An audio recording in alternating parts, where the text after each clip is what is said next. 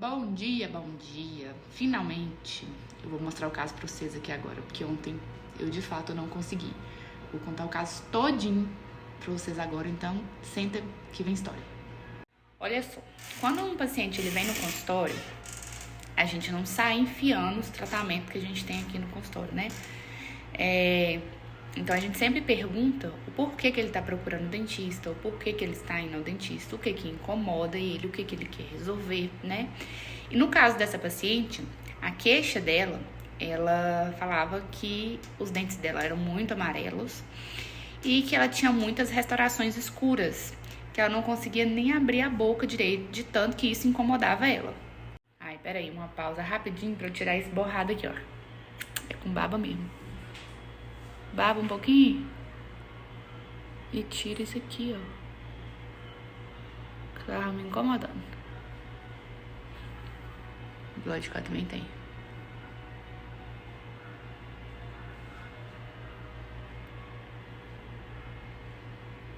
Pronto.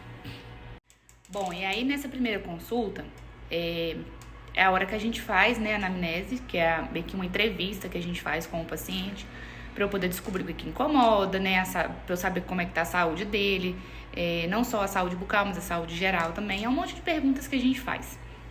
E ali eu consigo extrair bastante coisa do paciente. Depois eu vou examinar esse paciente. E todas as consultas minhas aqui, né, todas as primeiras consultas, quando o paciente ele vem pela primeira vez, antes de eu examinar, antes de eu fazer qualquer coisa na boca dele, a gente faz as fotografias iniciais, que é para poder registrar como que ele chegou no consultório. Isso é ótimo por quê? Primeiro, porque eu tô aqui na internet, eu consigo contar o caso para vocês aqui com fotos e tudo mais. Mas a principal parte de eu tirar foto, de eu fazer esse registro, é mostrar para o paciente a evolução do tratamento, né? Mostrar para ele como que era antes, como que pode ficar depois. Isso no caso de uma simples prevenção, por exemplo. Então, às vezes ele nem percebia como que estava antes dele chegar no consultório, porque na primeira consulta também eu faço a prevenção, né? Que é o que vocês chamam de limpeza. Então, pra mim, pra eu poder examinar é muito melhor, porque eu meio que reviro a boca do paciente de cabeça pra baixo, tiro tudo que tá ali me empatando de ver, né, questão de tártaro, de placa e tudo. Então, eu faço essa prevenção na primeira consulta. Então, já na primeira consulta, o paciente ele consegue ver a diferença ali do tratamento preventivo, né? E aí, é claro que depois dos outros tratamentos que ele vai fazer, porque na primeira consulta a gente faz... A gente examina o paciente, eu faço a prevenção, né? Então tem a parte de fotografias. E ali, nessa consulta, é que eu traço o plano de tratamento dele, né? Porque eu examinei, eu vi o que tem de errado. E aí é a hora de juntar a queixa do paciente, o que ele quer resolver, com o que tem a necessidade de fazer, né? Porque nem sempre o que o paciente ele quer resolver na hora, dá para ser resolvido na hora, porque tem outras coisas na frente. Então é traçado ali um plano de tratamento para esse paciente. E aí a gente vai seguindo a ordem. Então lá no final, quando a gente finalizar o tratamento, a gente faz novamente essas fotografias para poder comparar o antes e depois, o paciente realmente ver de fato a evolução do tratamento. Então olha só, essa paciente chegou assim, ó. Então dá uma visão mais geral aqui para vocês. Esse dente, tá vendo que ele é um pouco diferente na coloração desse aqui, porque esse dente ele foi tratado de canal. Então, tem um quebrado aqui nesse dente, tem um outro quebrado aqui. Esses amarelinhos aqui, ó, entre os dentes, isso aqui tudo é tártaro. A gente tem, né, a má posição dos dentes aqui, que estão dentes tortos, principalmente esse aqui, que é um dente que incomoda muito ela também. Tem alguns buraquinhos aqui, ó, não sei se vocês conseguem ver nessa foto, né? Isso aqui a gente tem que tratar também, aqui também. Do lado direito, ó, a gente observa algumas lesões aqui perto da gengiva, né? Que tem uns buraquinhos. Aqui, as manchinhas pretas, tá vendo? Isso aqui são as restaurações de amalga, que é o que incomoda muito ela. Aqui tem uma lesão bem grande. Isso aqui não é cárie, tá? Mas a gente precisa tratar. Esse dente aqui em particular, ele tem outras restaurações, enfim. Então, aqui entre os dentes, ó, mostra a questão do tártaro, né? E aqui dá pra ver também a diferença de cor desse dente aqui, ó, pro outro, tá vendo? E o quebradinho aqui. E olha como é que esse dente aqui também, ele tá evidente aqui a má posição dele. Do lado esquerdo aqui, ó, a gente tem aquelas lesões aqui que eu falei pra vocês, ó, no pezinho do dente, né, aqui próximo à gengiva. Isso aqui não é cárie, mas isso aqui a gente precisa tratar, tá? Aqui ela tem uma coroa no dente, aqui outra lesão, e aqui o que incomoda ela, as restaurações escuras e os dentes amarelos, né? Aqui, ó, já mostrando aqui, né, uma visão aqui pelo céu da boca, dá pra ver a quantidade de restaurações escuras na boca dela, né? Isso aqui que é o que realmente ela falava que incomodava muito, que ela não gosta dessas restaurações. Outras restaurações mais claras que estavam manchadas. Aqui é o dente que foi tratado do canal, ó, então o canal é feito aqui por trás do dente, então a restauração aqui ela tá um pouquinho manchada. Isso aqui é uma peça no dente dela, que a indicação aqui era trocar, né, fazer uma coroa e tudo mais, mas acabou que ela não fez, eu vou explicar pra vocês o porquê. E isso aqui, gente, ó, eu vou explicar pra vocês o que é. Aquilo ali no céu da boca se chama torus palatino. O que é isso, esse nome esquisito? Nada mais é do que um excesso de osso, né, um calo de osso, digamos assim. Precisa fazer alguma coisa? Não, não precisa, né? Em alguns casos específicos, por exemplo, o paciente que vai usar uma dentadura, aí sim, esse calo, né, esse torus, ele pode atrapalhar, porque na região do céu da boca é onde que pega a dentadura. Mas se o paciente não tiver utilizado, por exemplo, um aparelho também, né, poderia atrapalhar, alguma coisa assim. Mas se não tiver nada disso, não precisa remover, não precisa fazer nada. Pelo contrário, ele é até bom no caso, por exemplo, de um paciente que vai fazer um implante de dente e ele precisa fazer enxerto, ou seja, ele precisa colocar um pouquinho de osso ali porque ele tá sem osso. Então essa parte do torus aí, ele funciona como um depósito de osso, a gente pode pegar de lá e colocar onde que precisa. E aqui, ó, a gente tem a parte de baixo agora, que era realmente a parte que ela mais se incomodava, porque a parte de cima ela precisava levantar muito a boca, né, a cabeça para poder enxergar. Já a parte de baixo, não. Na hora que ela abria a boca, ela já conseguia enxergar todas essas restaurações pretas. Então, tudo isso aqui preto que vocês estão vendo, ó, são restaurações de amálgama, né, aquela massinha preta antiga que a gente utilizava. Aqui não dá pra ver muito, mas aqui tinha tártaro aqui, né? E essas bolinhas aqui, ó, isso também é torus. Aí aqui no caso a gente chama de torus mandibular. Nada mais é do que excesso de osso. A mesma coisa do que eu expliquei aí no stories anterior. Bom, o que a gente fez então? Tem algumas particularidades do caso e tudo mais, mas eu não vou me estender aqui não, senão o caso vai ficar longo. Mas basicamente trocar todas essas restaurações, né? As restaurações pretas que incomodavam ela, as restaurações de amálgama. Só que para fazer essa troca, a depender do dente, né, que tinha alguns dentes ali que as restaurações eram muito grandes, corre-se o risco desse dente futuramente ele vir dar canal, né, ter que fazer o canal.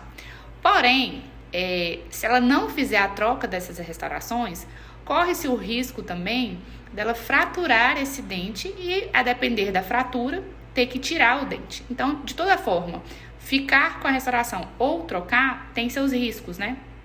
Então, vamos lá. Quando que seria um risco de um canal, por exemplo? Uma restauração que é muito grande, que é muito profunda, na hora que eu vou remover esse amálgama, eu posso chegar muito perto do nervinho do dente, né? Pode ser que apareça isso na hora, pode ser que apareça alguns dias depois, porque vai estar muito próximo, né? E aí tem a resposta do organismo também. Então, esse é um risco. Restaurações que estão mais menorzinhas, pequenininhas, mais rasas, geralmente não corre esse risco, porque tá longe do nervinho do dente, né? Igual esse aqui, ó, que eu vou mostrar pra vocês. Então, se tiver aqui, acho que pela cárie vai aparecer melhor. Ai, peraí. Olha, digamos que esses pontinhos pretos aqui, isso aqui é cárie, né? Mas digamos que isso aqui seja a restauração. Quando ela é muito rasinha assim, ó, o risco de dar canal é muito pequeno, porque tá longe do nervinho do dente, né, da polpa. Agora, se eu tenho restaurações assim maiores, que tiver aqui, é porque já encostou, né? Mas digamos que eu tenho restaurações mais profundas que estejam bem mais próximas do nervo, né, da polpa aqui. Aí sim corre o risco de dar canal, né? Outra coisa. Aí o paciente pode virar e falar assim, Indiara, então não quero correr o risco de dar canal, não quero fazer. Porém, ele tem o risco de fraturar o dente. Então, quanto maior essa restauração, maior o risco desse dente fraturar. Por quê? O amálgama, ele tem uma característica que é de expandir e contrair, né? À medida que a gente vai comendo, a mudança de temperatura na boca, principalmente com os alimentos. Então, é uma característica do material, daquele material preto, ele expandir e contrair. Claro que isso é muito pequenininho, né? A gente não vê o material crescendo e diminuindo, crescendo e diminuindo. Porém, lá pro dente isso influencia muito, porque o material ali todo dia expande e diminui, expande e contrai, expande e contrai. Isso acaba criando trincas no dente e com o tempo, pela força da mastigação, esse dente ele pode quebrar e a depender de como quebra, não tem como salvar, não tem o que fazer, é tchau pro dente. Então, de toda forma,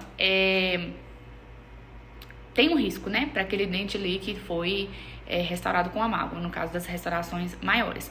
Das menores, vai ter também, né, a questão de trincas, de poder fraturar o dente e tudo mais, só que é bem menor do que naquelas restaurações maiores. Então, a gente faz pedido de radiografia para saber se tá perto ou não, né, para saber se já vai dar o canal logo na hora e tudo mais. Então, ela já preferiu trocar todas, então trocamos todas as restaurações. As de amálgama, ela não tem mais nenhuma na boca. Tem alguns dentes que tinha indicação de coroa e tudo, mas ela acabou não fazendo agora. Ela não quis fazer agora, a gente fez algumas restaurações provisórias para ela poder ir pra frente. E, claro, fizemos o clareamento. Voltei, gente, eu não sei mais nem aonde que eu parei. Olha o cabelo que eu prendi molhado. Peraí que eu vou voltar aqui e ver aonde que eu parei pra eu continuar o caso. Então, a gente foi fazer o clareamento, né? No caso dela, a gente fez 7 sessões de clareamento, né? E ali a gente só fez 7, só não, porque são 7, né? Geralmente os dentistas costumam fazer 3, que não faz nem muita cosquinha, a depender do paciente não faz nada. Mas nela foram 7 sessões, porque chegou o máximo do branco do dente dela. O que é isso? O máximo do branco, né? O que seria chegar ao máximo do branco daquele paciente?